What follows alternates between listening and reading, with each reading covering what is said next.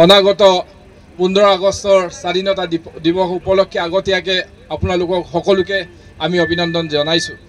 আজি যুৱ মৰ্চাৰ উদ্যোগত ঢকুৱাখানা জিলা কমিটিয়ে বাইক ৰেলীৰ আয়োজনৰ জৰিয়তে জনসাধাৰণক অহা 15 আগষ্টৰ দিনটোক যাতে স্মৰণীয় কৰি যাতে আমি প্ৰত্যেকগৰাকী ভাৰতীয় নাগৰিকে যাতে নিজৰ স্বাভিমান জাগৃত কৰাৰ লগতে দেশপ্ৰেমমূলক ভাৱ জগোৱাৰ লগতে আমি সকলোৱে ভাৰতীয় ঐক্যবদ্ধতাৰে থাকি ভৱিষ্যত দিনৰ নিজৰ ভূখণ্ড আৰু ৰাষ্ট্ৰৰ ঐক্যৰ বাবে আমি সকলোৱে মিলি কাম কৰিব লাগিব।